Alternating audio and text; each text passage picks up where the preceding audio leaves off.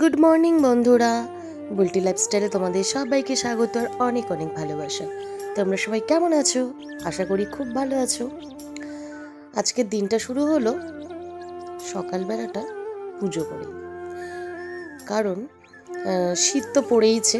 আমরা তো সবাই শীতের পোশাক পরা শুরু করে দিয়েছি, কিন্তু আমার গোপাল সোনাগুলো বড্ড ঠান্ডা লাগছিল। তো আমার মনে হলো ওদেরকেও শীতের পোশাকগুলো পরিয়ে দিই। তো প্রত্যেক বছরই শীত চলে যাবার পরে সব কিছু আবার ধুয়ে টুয়ে প্যাক করে রেখে দেওয়া হয়।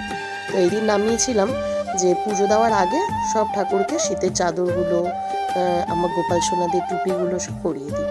তো সব ঠাকুরকে একে একে দেখো শীতের পোশাকগুলো পরিয়ে দিয়েছি। এই দিন ছিল বৃহস্পতিবার। তো এমনিতেই সব কিছু নামাতে হয়, পরিষ্কার করতে হয়, মুছতে হয়। তো পুজো টুজো দিয়ে তারপর চলে গেলাম রান্নার দিকে। বাজার তো চলেই এসেছিলো, কিন্তু বাজারটা আমার গোছানো হয়ে ওঠেনি, কারণ কদিন ধরে যা ব্যস্ততা যাচ্ছে, আর কদিন পরে তো আরোই ব্যস্ততা বেড়ে যাবে।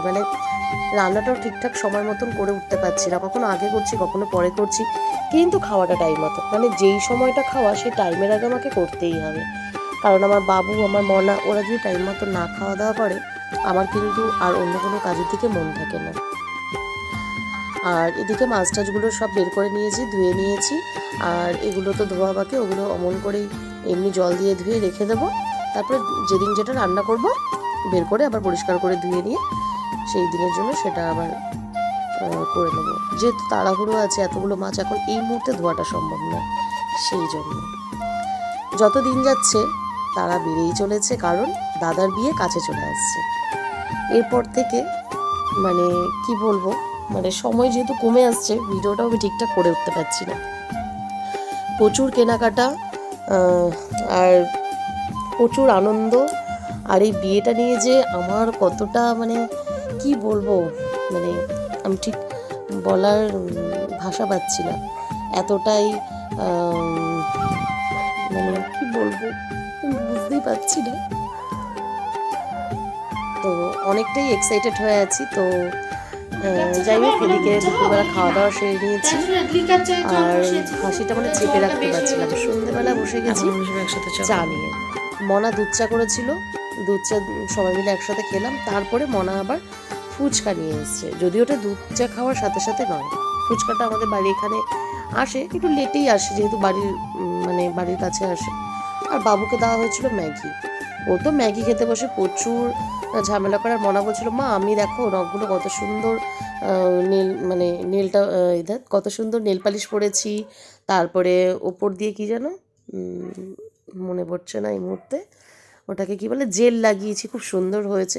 আমি বললাম দারুণ হয়েছে। তারপরে রাতের খাবারে করেছিলাম লুচি, সাদা আলুর তরকারি, আর একেবারেই ঝাল ছাড়া, কারণ আমার বাবানও খাবে।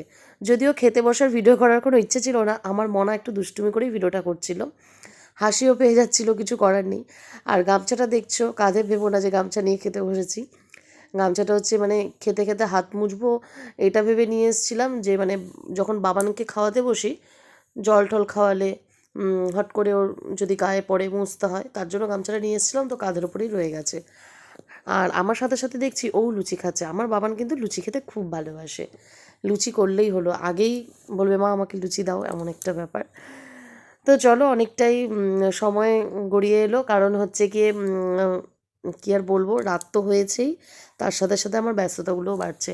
তো চলো, সবাইকে একটা কথাই বলবো, আমি ভিডিওটা করি শুধুমাত্র আমার ভালো লাগে তাই। তো করে যাচ্ছি, অনেক স্মৃতি ধরে রাখা যায়।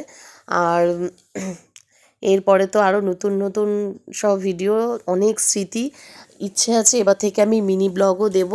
তোমরা চেষ্টা করো সবটাই দেখার, কারণ আজকাল দেখছি সবাই মিনি ব্লগটা করছে, বা সবাই দেখছে একঘেয়েমি, আর ওই বসে বসে গানের সাথে ওই খালি একটু ঠোঁটটা নাড়িয়ে দিলাম হয়ে গেল, তো ঠিক যেন আর যায় না। তো চেষ্টা করছি, সময়ের অভাবে করে উঠতে পারছি না, তবে চেষ্টা করব এবার তোমাদের সাথে সবটাই শেয়ার করা। তো চলো, সবাইকে শুভরাত্রি। তার সাথে সাথে একটা কথাই বলবো, যদি ভালো লাগে অবশ্যই একটা লাইক করো, কমেন্ট করো, আর ভালো না লাগলে কিছুই করতে হবে না, শুধু দেখে চলে যাও, কেমন? তো চলো, সবাইকে টাটা, দেখা হচ্ছে আবার খুব শিগগিরই নতুন একটা ব্লগের সাথে।